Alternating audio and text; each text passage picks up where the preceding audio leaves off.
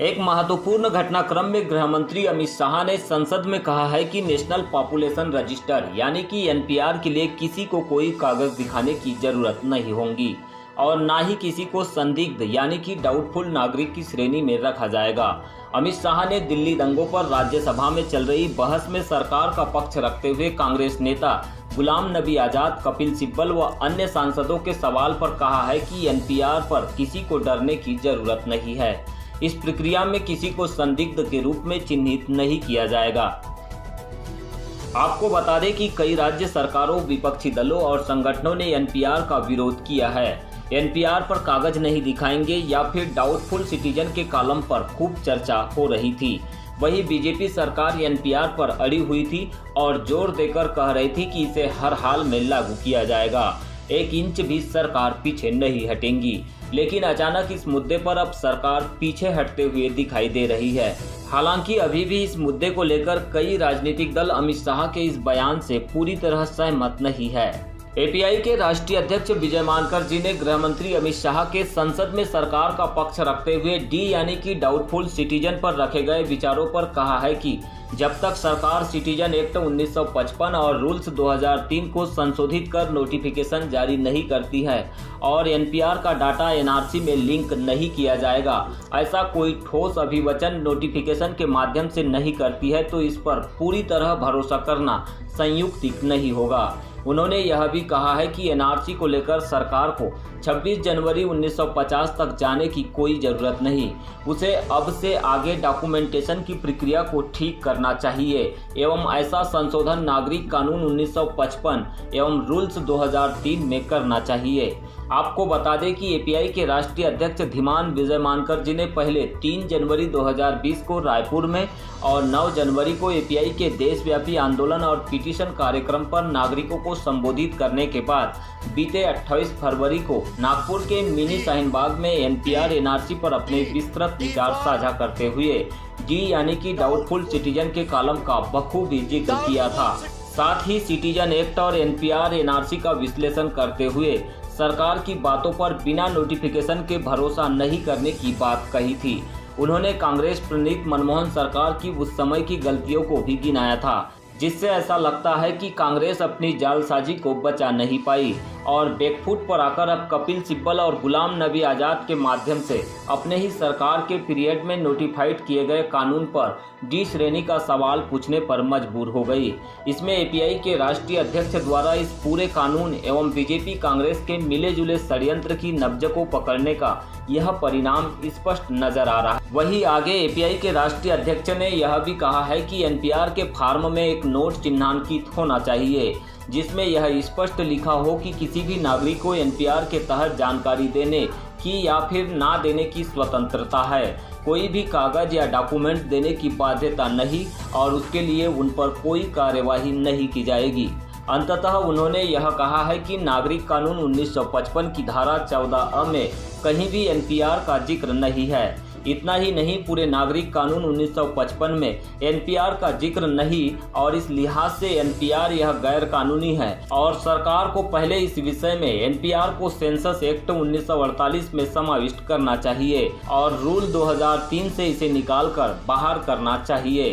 पूरी तरह जब तक नागरिक कानून 1955 एवं नियम 2003 और सेंसस एक्ट 1948 को भारत के संविधान एवं मानव अधिकार अंतर्राष्ट्रीय कानूनों को ध्यान में रखकर संशोधित किया जाएगा, तभी इसका सही समाधान आएगा। अंततः सीएए, एनपीआर, एनआरसी या अन्य ऐसे कई कानून यह मूलतः मानव अधिकारों के उल्लंघन के होते हैं। इसलिए इसका स्थायी समाधान यही है कि भारत के संविधान का सकारात्मक एवं व्यापक संशोधन मानव अधिकारों को मूलभूत अधिकारों के चैप्टर में एवं प्रावधानों में समाविष्ट किया जाना चाहिए। अंततः सीएए, एनपीआर, एनआरसी या अन्य ऐसे कई कानून यह मूलतः मानव अधिकारों के उल्लंघन के होते हैं। इसलिए इसका स्थायी समाधान यही है कि भारत के संविधान का सकारात्मक एवं व्यापक संशोधन किया जाए, मानव अधिकारों को मूलभूत अधिकारों के चैप्टर में एवं अन्य प्रावधानों में समाविष्ट किया जाएगा। ऐसा एपीआई के राष्ट्रीय अध्यक्ष धीमान विजय मानकर केवल कह नहीं रहे हैं, उन्होंने इस विषय में 4 बिल संसद को थोल तिरुनामलम के माध्यम से प्राइवेट बिल के रूप में प्रस्तुत कर दिए हैं। एवं आरक्षण के अधिकार पर 2 बिल उन्होंने तैयार कर लिए हैं। यह विशेष है। जहां दूसरे राजनीतिक पार्टियों के नेता एवं आंदोलन करने वाले कार्यकर्ता व पदाधिकारी इन पूरे विषयों पर आधी अधूरी बात कर रहे हैं, वहीं एपीआई के राष्ट्रीय अध्यक्ष न केवल देश के लोगों को पूर्णतः शिक्षित व जागरूक कर रहे हैं, पर संविधान संशोधन के 6 बिल बनाकर उन्होंने एक वैज्ञानिक एवं मानवतावादी समाधान का सरल और सुलभ रास्ता प्रतिपादित किया है, जो कॉस्मो ह्यूमनिज्म अर्थात अनेक अंगों मग्गों के अनेक नियमों व समाधानों के उनके शोध की परिणति है। एनलाइटन न्यूज की यह विशेष रिपोर्ट देश के नागरिकों के लिए प्रस्तुत है कि जब एनपीआर होगा उसमें 10 सवाल बात तो सुनिए मेरी, एनपीआर होगा उसमें 10 सवाल और पूछे जाएंगे और जो एन्यूमरेटर है, जो राज्य सरकार का अध्यक्ष है, वो जाकर को पूछेगा, ये भी बता देता हूं, उसके बाद वो डी लगा देगा डाउटफुल, उसके बाद इंक्वायरी शुरू होगी। और ये मुसलमानों के प्रति नहीं है, ये गरीब लोगों के प्रति है, ये जो दलित लोगों के प्रति है। मान्यवर, मैं कितने भाषण कोट कर सकता हूं श्रीमान कपिल सिब्बल की पार्टी के नेताओं के, जो कहते हैं सीएए माइनॉरिटी के खिलाफ।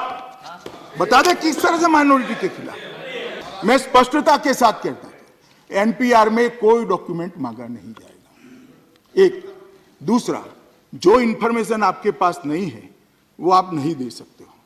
और तीसरा, कोई डी भी, मैं कह रहा हूं गृह मंत्री नाते राज्यसभा के पटल पर कह रहा हूं कि कोई डी लगने वाला नहीं। किसी को अब मेरी बात तो समझ, किसी को इस देश में किसी को एनपीआर की प्रक्रिया से डरने की जरूरत नहीं। आई थिंक गृह मंत्री जी कह रहे हैं, अगर मैं अच्छी तरह से सुना, कि डी किसी के सामने नहीं लगेगा। हाँ जी, यही कह रहे हैं। हाँ जी, तो डी नहीं लगेगा जी। अच्छा, ठीक। अब फिर भी सुनो भाई, अरे फिर उसको बात कर रहे हो। फिर भी बैठ जाए हलवाई जी, 2 मिनट बैठिए। मान्यवर, फिर भी मैं कहता हूं गुलाम नबी आजाद, आप बैठ जाइए ना, आप बैठ जाइए ना। मान्यवर, फिर भी मैं कहता हूं गुलाम नबी आजाद सबसे वरिष्ठ हैं, नेता प्रतिपक्ष हैं। आनंद शर्मा जी गृह समिति, हमारी गृह की स्टैंडिंग कमेटी के अध्यक्ष हैं। विपक्ष के किसी भी सदस्य को अगर इसके बारे में डाउट है, गुलाम नबी साहब प्लीज लेकर आप आइए, मैं प्रायोरिटी के साथ आपको समय दूंगा। मैं चर्चा के लिए तैयार हूं और इस भ्रम का मुझे कोई आपत्ति नहीं इस पर। जो अभी आखिरी नोटिफिकेशन निकलना बाकी है, किस चीज का नोटिफिकेशन निकलना बाकी है? फॉर्म ऑफ द एनपीआर, यानी एनपीआर के फॉर्म में क्या क्या कॉलम है, इसका नोटिफिकेशन निकलना बाकी है। और उसको देखे बगैर हम मोदी और शाह की एक बात पर बिलीव नहीं करेंगे, क्योंकि यदि उस फॉर्म में एक छुपा कॉलम हो सकता है। क्या छुपा कॉलम होगा? सबसे खतरनाक वो छुपा कॉलम होगा जो आपको पता नहीं चलेगा। उसमें कॉलम होगा D, D, D, D for doubtful citizen. Doubtful citizen यानी ये नागरिक, आप सब जानकारी देने के बाद यगिर उसको लगा कि आप भारत के नागरिक वैलिड है या नहीं है, आपके पास कुछ डॉक्यूमेंट हो सकते हैं, एब्सेंट हो। अब मैं पूरा देश घूमता हूं, आदिवासियों के पास जंगलों में 50,000 साल से आदिवासी इस देश में उन्हीं जंगलों में रहते हैं, उनके पास डॉक्यूमेंट नहीं है क्योंकि सरकार वहां तक पहुंची नहीं, उनके पास डॉक्यूमेंट नहीं है। हमारे महाराष्ट्र में हम उनको भटके विमुक्त बोलते, बंजारा, कैकाड़ी, वड्डर, पारधी घूमते रहते हैं, गाड़ी लोहार, उनके पास डॉक्यूमेंट नहीं है। कैसे कितने ऐसे गांव हैं, गांव के लोगों के पास डॉक्यूमेंट नहीं है। जो लोग रोजी रोटी के लिए गांव से शहरों में जाते हैं, उनके पास डॉक्यूमेंट नहीं है। महिलाओं की शादी होके महिला अपने पति के घर जाती है, शौहर के घर जाती है, वो डॉक्यूमेंट छूट जाते हैं, उनके पास डॉक्यूमेंट्स नहीं है। असम में क्या हुआ? असम में 19 लाख लोगों में 6 लाख केवल मुस्लिम निकले, 12 लाख जो है वो निकले दूसरे धर्म के लोग, और अब ये समस्या आ गई कि ये 12 लाख लोगों को कैसे जो है वो नागरिकता दी जाए। तो अमित शाह जी, क्या आप समझते हो कि संविधान कानून आपकी सरकार को ही समझता है? यदि आपको सीए करना था तो एनआरसी जब असम में हो रहा था उसके पहले क्यों नहीं किया? आपने केवल एनआरसी इसलिए लाया कि जो 12 लाख लोग जो मुस्लिम को छोड़ के बाकी धर्मों के थे उनको आप सीए के मार्ग से भारत में नागरिकता दे सको और मुस्लिम्स को भारत से बाहर निकाल सको। तो हम ये कहते हैं कि दुनिया में जहां भी जो पैदा हुआ है वो इंसान है, वो इंसान है।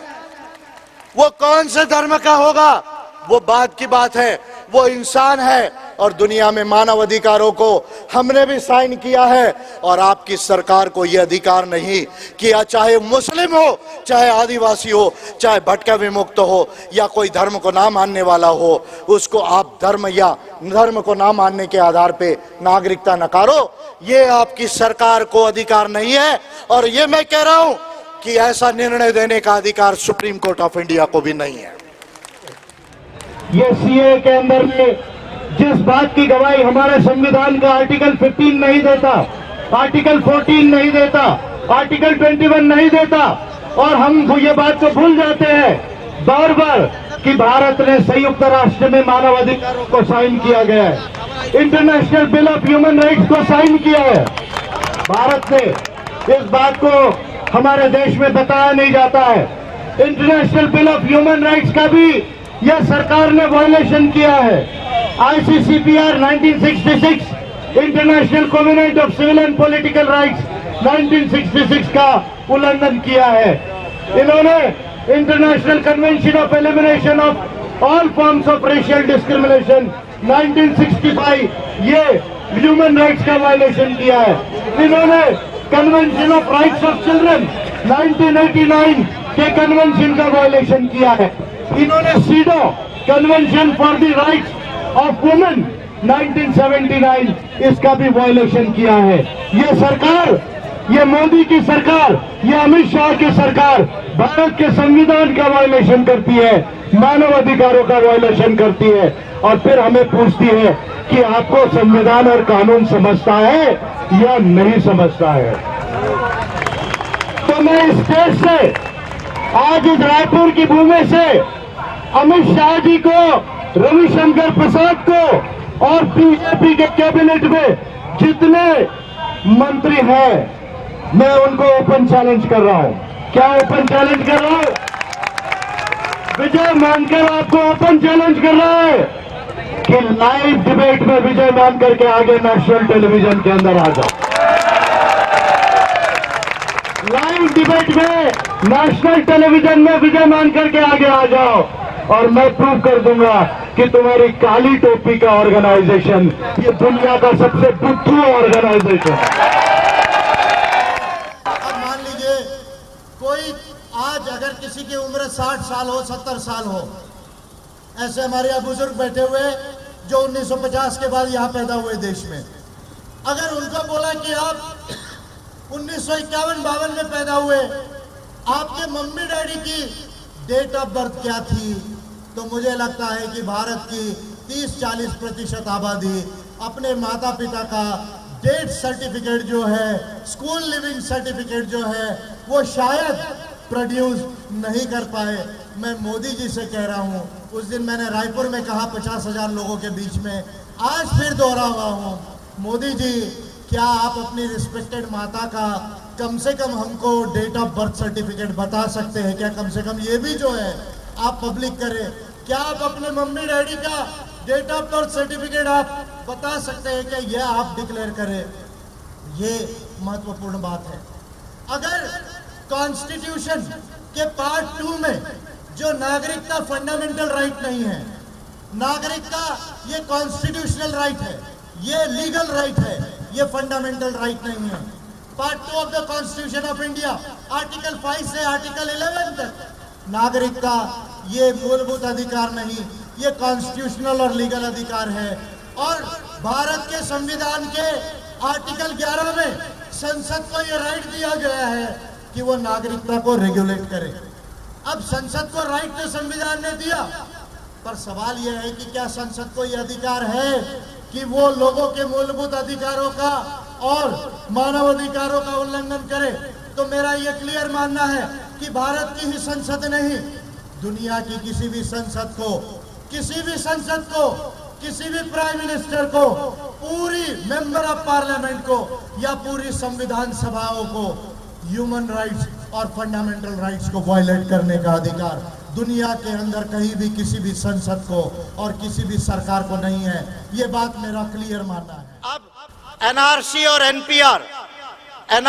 एनपीआर द सिटीजनशिप एक्ट 1955 यानी 1955 का जो नागरिकता का कानून है, उस नागरिकता के कानून के तहत और 2003 के रूल्स जो वाजपेयी सरकार ने लाए थे, the registration of citizenship and the issuance of citizenship identity card rules 2003, ये दो कानून जो संसद ने बनाए, जो सिटीजनशिप एक्ट नागरिकता का कानून 1955 का था, उसको 2003 में वाजपेयी सरकार ने अमेंड किया। मनमोहन सिंह की सरकार ने दो महत्वपूर्ण सेक्शन 14A एंड सेक्शन 18 यानी धारा 14A और धारा 18, ये मनमोहन सिंह जी की सरकार ने दिसंबर 2004 को अमेंडमेंट कर लाया और उसके तहत अब एनपीआर और एनआरसी का प्रोविजन इस देश के अंदर संसद ने संविधान के पार्ट 2 आर्टिकल 5 से लेके आर्टिकल 11 तक जो भारत के संविधान में प्रोविजंस है, उसके आधार पर ये कानून को पार्लियामेंट ने बनाया। पहले बीजेपी की गवर्नमेंट ने इसको गलत कानून बनाया, दूसरा कांग्रेस की गवर्नमेंट मनमोहन सिंह जी के पीरियड में उन्होंने दूसरा अमेंडमेंट किया। और शायद आप लोगों को ये मालूम होना चाहिए कि 2010 में भी एनपीआर हुआ। 2006 से लेके 2009 तक देश के 13 जिलों के अंदर 12 राज्यों में मुस्लिम बाहुल जिलों के अंदर एक सर्वे कांग्रेस गवर्नमेंट ने किया एनपीआर का, जो वाजपेयी सरकार ने जाते जाते नोटिफिकेशन निकाला था। उसके इम्प्लीमेंटेशन पर मनमोहन सिंह जी की सरकार ने मार्च 2006 से लेकर लगभग दिसंबर 2009 तक जो है एक सर्वे किया, ये देखने के लिए कि whether we can carry the national population register in India, क्या भारत में एनपीआर किया जा सकता है या नहीं किया जा सकता। इसका पायलट 13 डिस्ट्रिक्ट्स के अंदर 12 स्टेट्स के अंदर हुआ 2006 से लेकर 2009 तक। बाद में मनमोहन सिंह जी की सरकार ने नेशनल पॉपुलेशन रजिस्टर एनपीआर को क्लोज किया।